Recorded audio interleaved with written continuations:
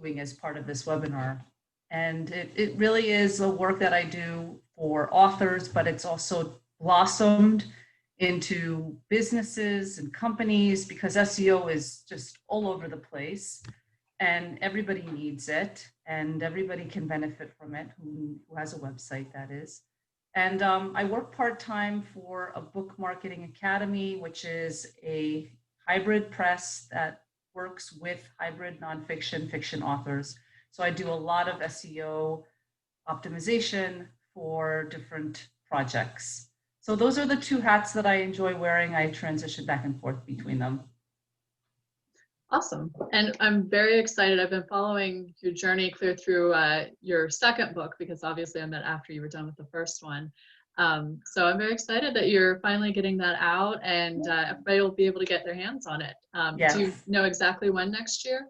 Yes, we're looking at April 2021. And okay. You've seen a picture of the city of Pittsburgh, the Steel City, or Steel, right? So it's a Pittsburgh book. I kind of am pitching it to podcasts right now and kind of labeling it as a Pittsburgh memoir.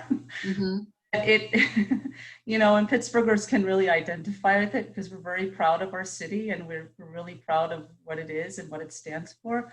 And so this memoir stands for that kind of hope and that kind of belongingness and that kind of connection that we all want to feel belonging, especially now when things are so tense and people are, you know, basing things on other people and religion and identity and all this stuff. And I just wrote this book to bring people closer to who they are, their identities, their communities, their connections, because we all hold that in common. Yeah, and I agree with you, especially at this time. I feel like that connection piece is important.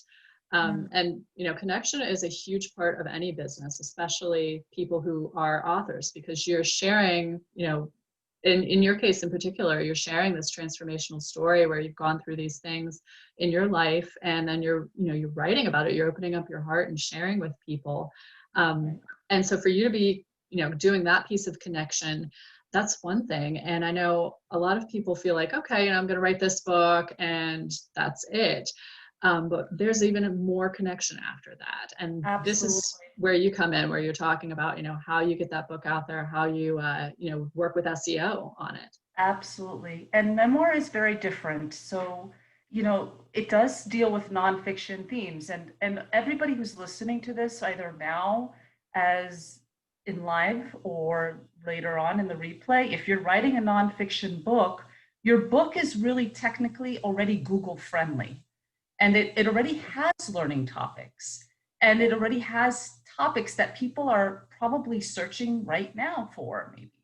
And so when I wrote Accidental Soldier and I now with Sand and Steel that's due to be released, the piece of connection was very much about what will the reader, because when we write books, we really write them for the readers. We write them ultimately to build that connection with readership. And it's one thing to write it to heal ourselves, but it's another thing to build a connection. And so readers want takeaways, they want benefits, they want to know how the book will benefit them. And that was hard at first to figure out when I was starting to write a very personal, vulnerable journey.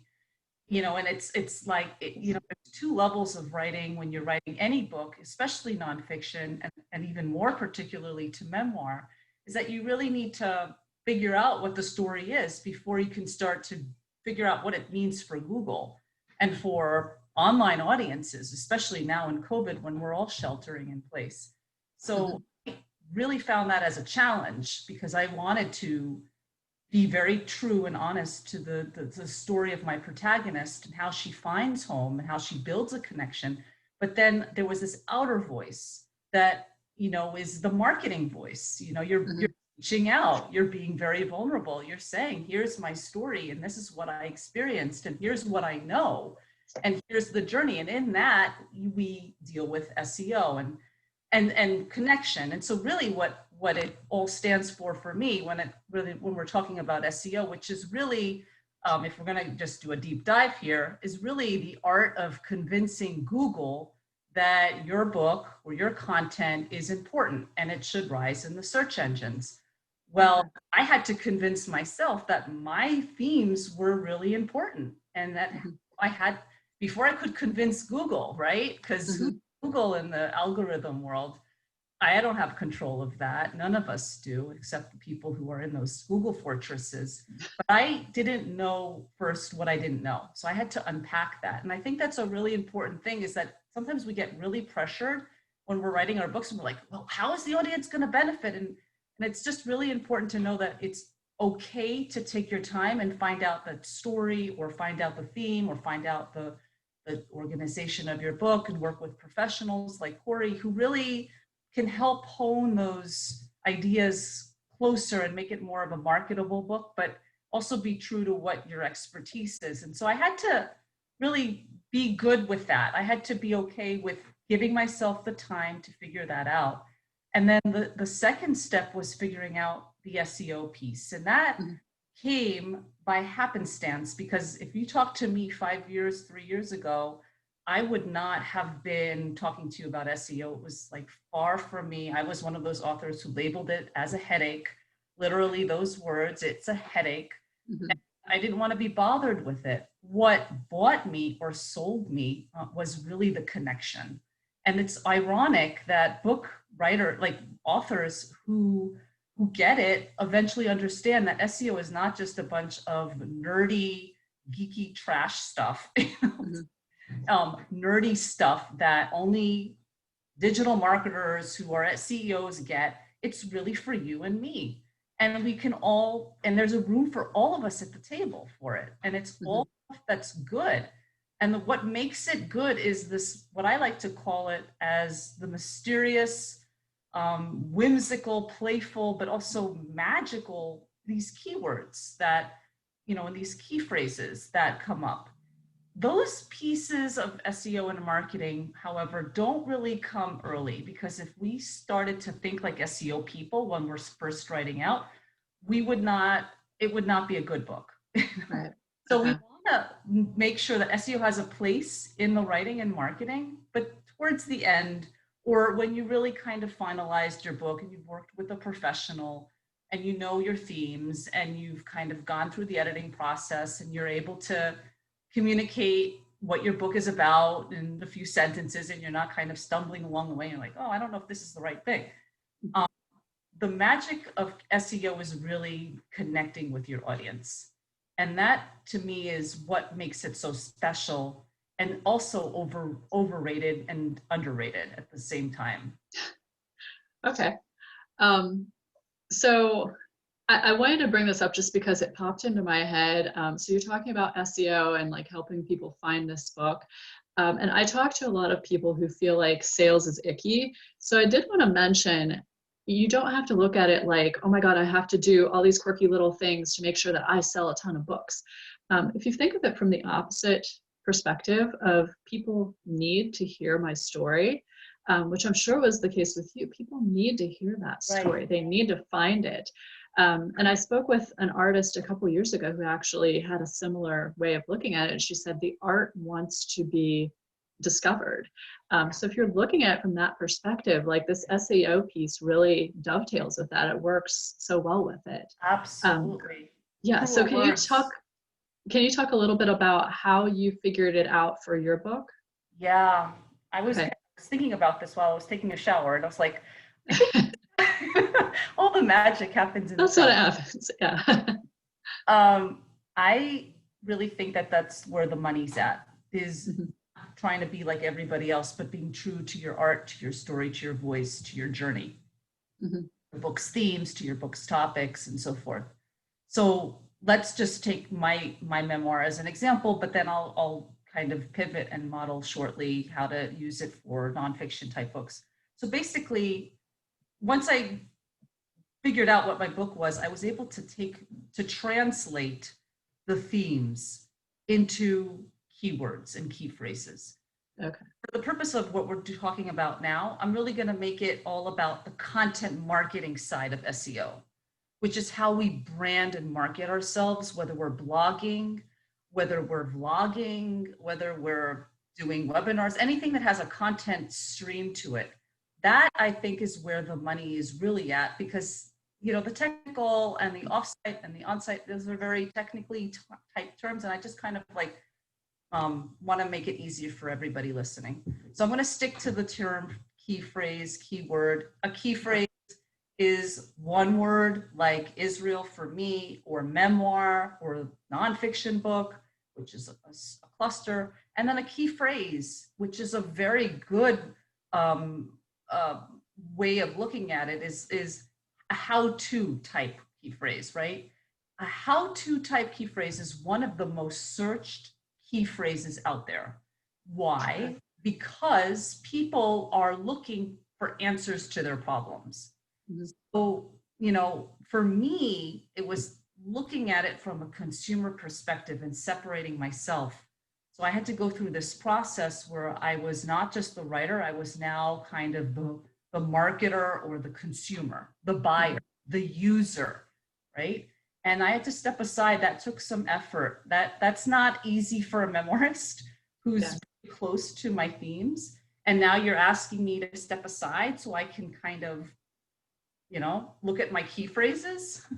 But it took effort. I think that's one of the reasons why people hire me to do SEO work, because they're either overwhelmed and then they're too close to their book. And that, in the case of everybody who's hiring professionals, but as an aside.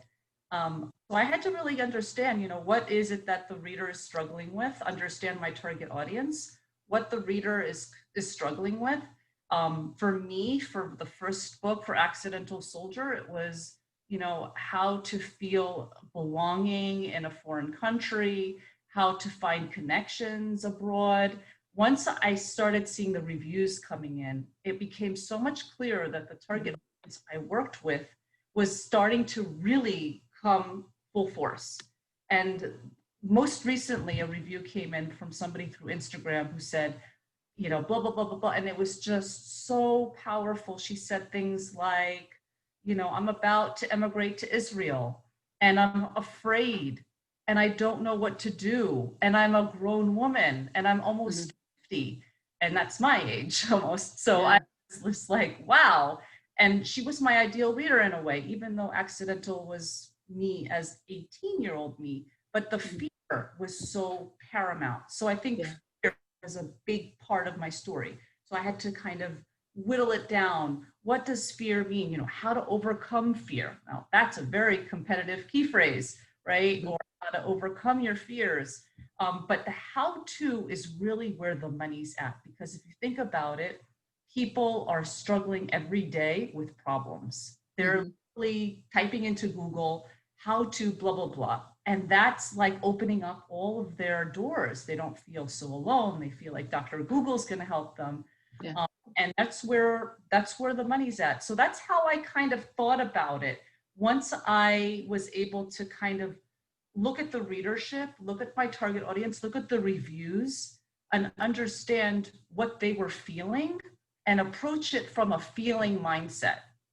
And then go to my SEO search engines, go to Google, go to my SEO tools, and start just playing with the key phrases and seeing which ones were most likely suited for the themes of my book, and therefore that was the next step. Okay. I love that you shared your process, because I was sitting like, really? That's how you do? Oh, well, of course that makes sense. But like putting those pieces together, it's like, oh, okay. All right. Yes, that does make sense. I can see how that happens. And then what are you doing with those phrases? So like how to overcome fear, or how to, you know, start over in another country, or, you know, whatever it is that you picked. What are you doing with those phrases? Really great question. Well, first, I don't just like take them and say, oh, wow, great key phrase, next. I organize them in a spreadsheet. This is kind of like my process. And I just make sure that I'm not letting go of anyone that might have potentially good SEO juice. SEO juice for content marketers is, you know, choosing the right ones ultimately. So I really spend a lot of time hanging out in Excel and in Google. It's kind of like my nerdy part of my day and makes me feel like I'm doing something productive. It makes me feel like I've gotten my SEO juice in my system. But the next step is I really take them to the next level. So once I've kind of brainstormed them and created what we call, and what I think is SEO lingo, a seed list, which is like just a brainstorm list of all the different search terms that are possible. Then I create a little tab on the bottom of Excel. This is not an Excel lesson, but create a little tab, and I start to narrow down my choices. That's a separate section in itself. And for information about how to do that, I can probably direct you better off to my blog and some other resources. But the key here is to start to think about them critically, because you're going to have a lot of them. And there's so many of them. Once you use an SEO tool like Ubersuggest, I'm just going to throw out a few names, by Neil Patel, or SEMrush, both of these are free SEO tools, and they require, a credit card, but you can decline your membership. You can, opt out at any time. But today we need SEO tools if we're going to kind of as a writer's marketing toolbox. So once I choose those SEO phrases, those key phrases that I think are, going to get me some juice, they're not too competitive, meaning I'm not going to compete with the ORGs and the EDUs of the world, right? And I have a place at the table, but just not with them because they have the ranking. It takes a lot of back and forth. I have to ask myself, is this the right key phrase? I'm not going to be ranked for memoir, but I might be ranked for expat memoir, because expat is a highly specific phrase. It has a search volume of 50 users a month. It's not very high. They're engaged users. They're actively looking for the search term. And maybe that's where my ideal readers are hanging out. These are the questions that I'm asking myself, right? And then I'll check the relevance in Google to see if that makes sense. Like expat memoir, does it mean what it says? It does, because it's not faking the meaning. And so I'll see relevant things come up in Google, and then I'll go with it. But sometimes I don't want to be ranked with all the competitive people, because that's not my niche and that's not where my work is. So I have to be very cognizant to make sure that I'm not, second guessing myself. Just because it's highly ranked doesn't mean I'm going to get ranked for them. And that's a mistake that a lot of beginning SEO professionals or SEO authors going in think that if there's so many search results, that means I'm going to get ranked for it. Well, no. So it's really important to not get deluded by the numbers, and really go with be honest and faithful and loyal to the themes of your book and what those meanings represent for you, for your work. And so ultimately what I'll do, to answer your question, is I'll take those key phrases and use them in a few ways. One, in my blog.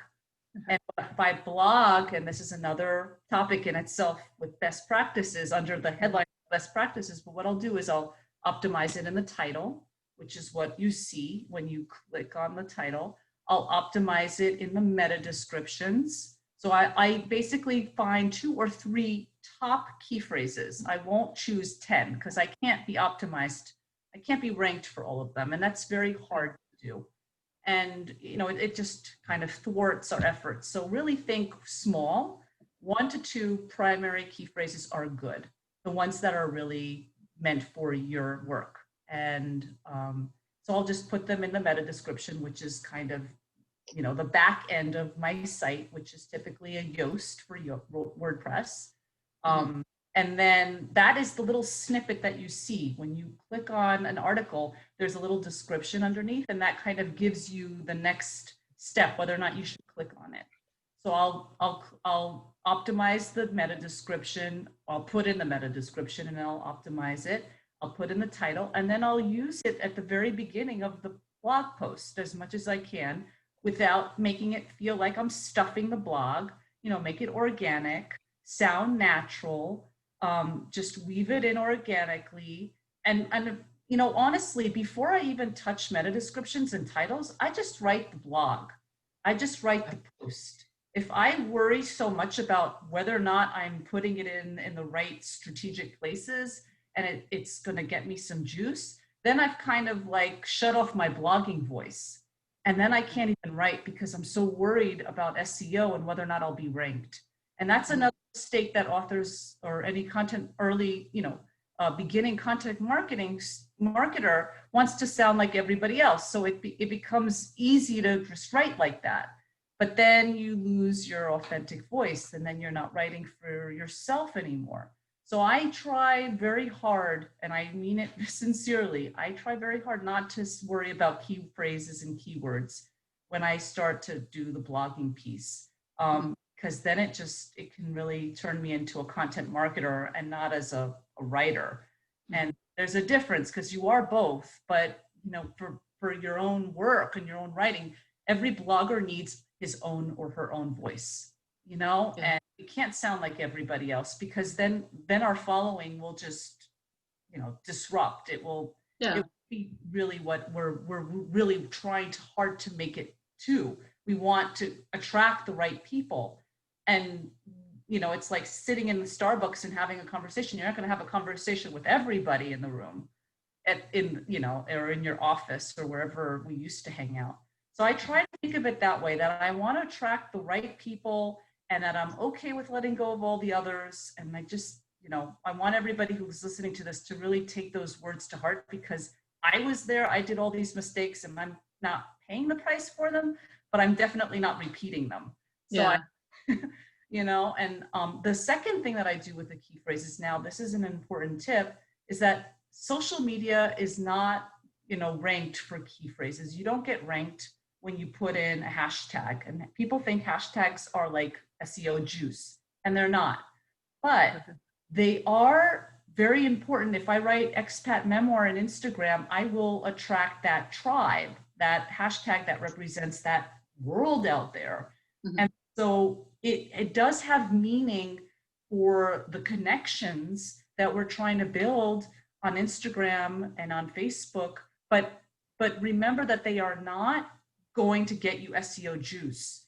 The way you get SEO juice from key phrases is really through Google, and that gets spidered from the work that you put out on different outlets, including your own blog. So just keep that in mind. So those are the two things that I usually do with key phrases. It's for myself or for my clients, and that's typically the next step. Okay. Yeah, I'm really glad you talked about how you don't want to get so caught up in using key phrases that it actually prevents that writing flow, and that you want to keep your author voice.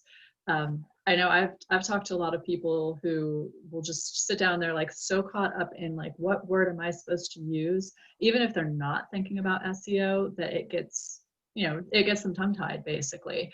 It doesn't open up everything, so they're just flowing with their writing. So I'm really glad you addressed that. And you can, I say this all the time, you have permission to write a messy first draft. So if you're writing a blog, write your draft, and then you can go back in and put the keywords in and make sure that they're appearing there.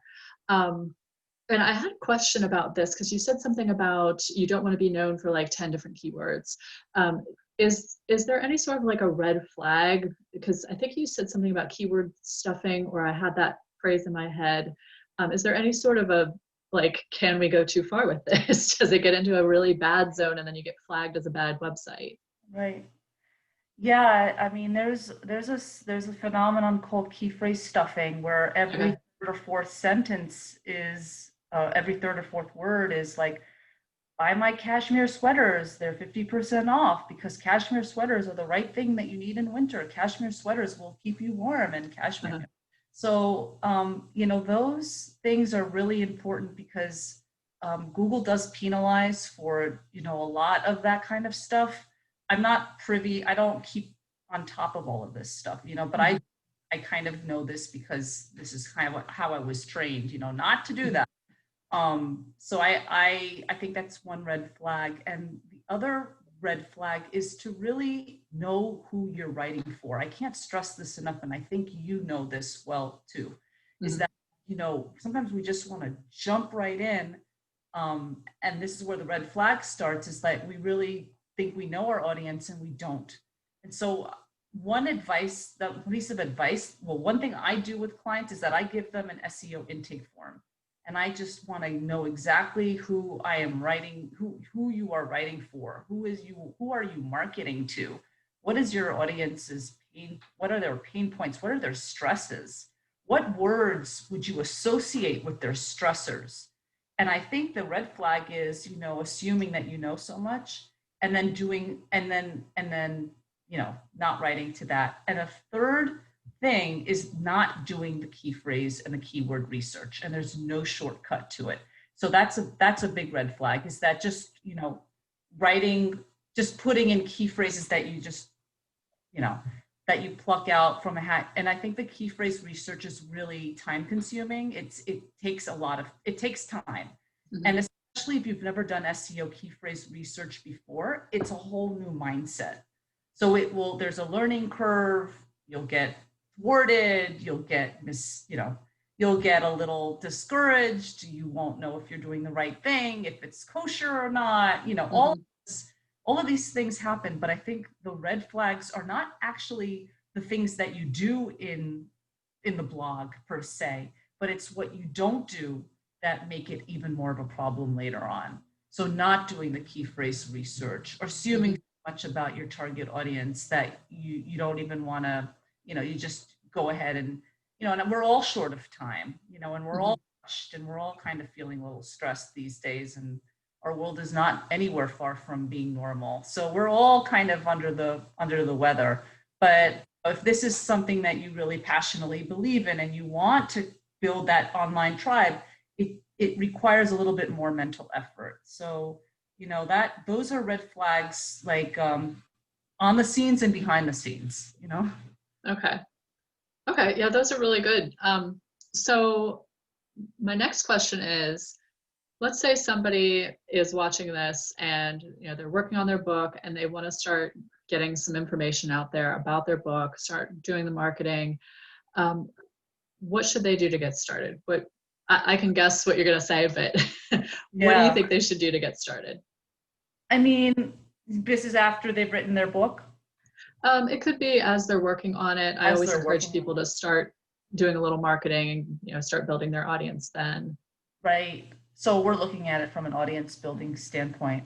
Mm-hmm. A lot of what people say today, and it makes a lot of sense, is to do market research based on competitive titles and seeing where your book is different. I used to do this a lot when I helped authors write their proposals, or when I was marketing Accidental Soldier to an agent trying to get one.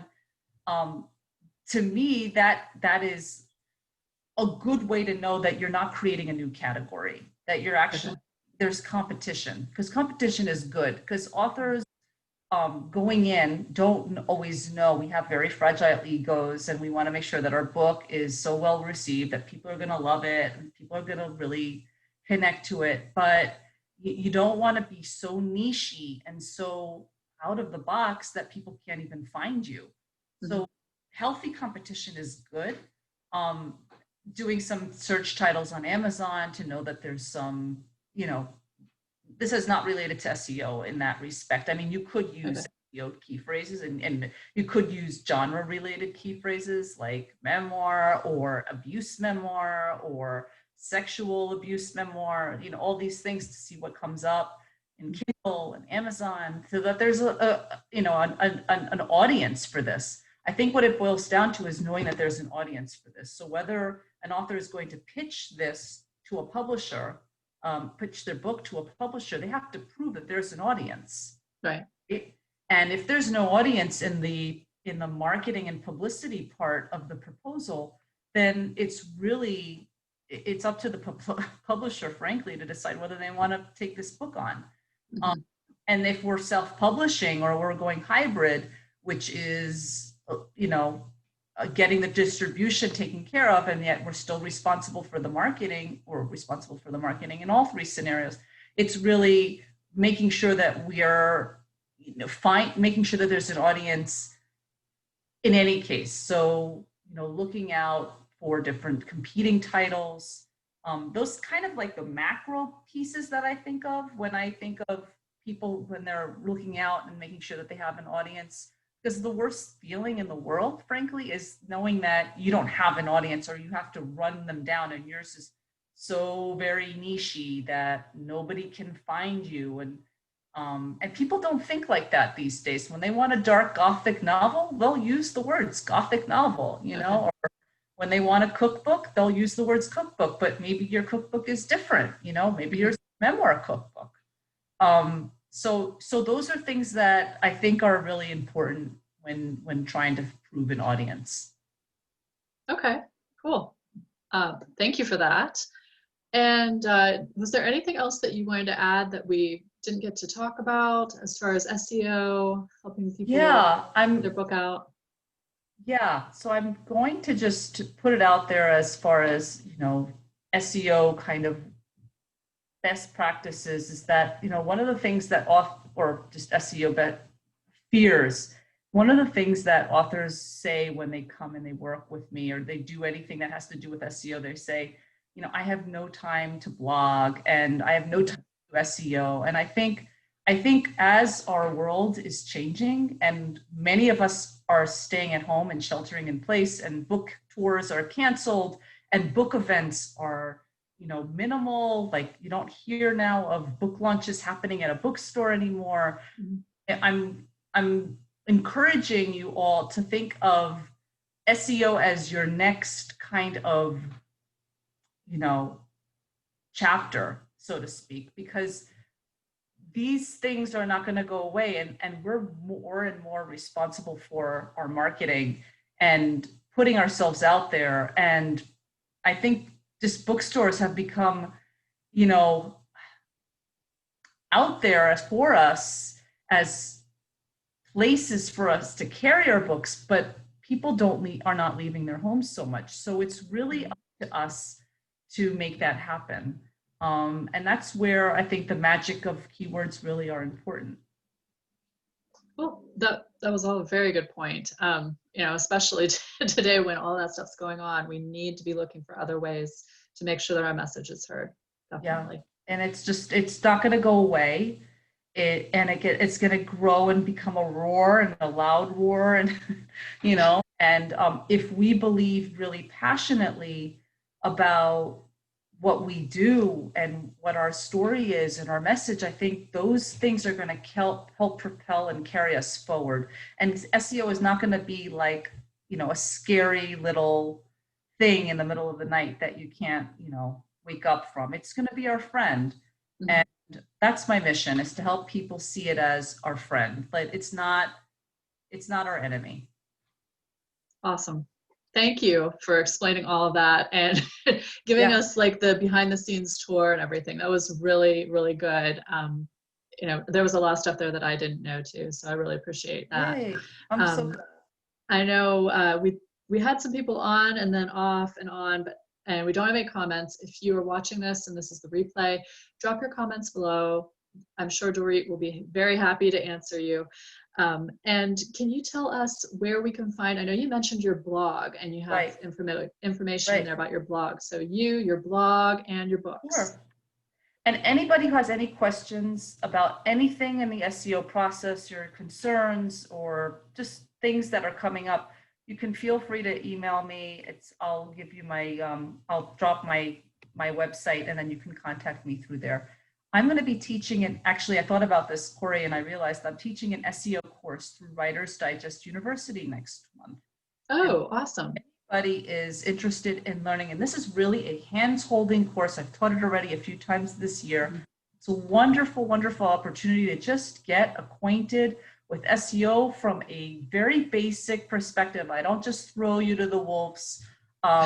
It's, I know that authors sometimes they come and they're like, but it's really not that kind of place. I do live Zooms. We go through the process together. It's as customized as the course can be, and we create a community together. So if that's something that you've been looking to see how you can kind of take your optimization, your marketing to the next level, I'm going to drop that in the in the comments. But it's also through Writers Digest University, and it's probably easier for me to drop it.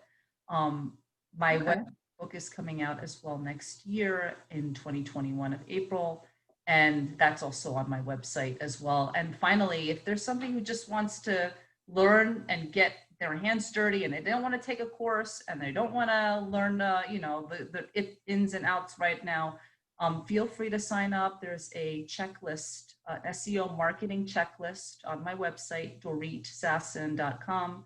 Dorit like Doritos, Sasson as in Nancy, DoritSasson.com. So those are 3 ways that, I can help you in SEO or just connect with me and take it from there.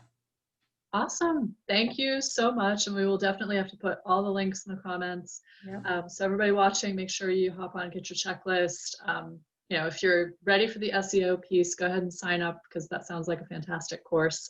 And otherwise, reach out to Dorit and she can help you out with all your SEO needs. Thank you so much for joining us today. And, if you have questions, drop them in the comments and we'll talk to you soon.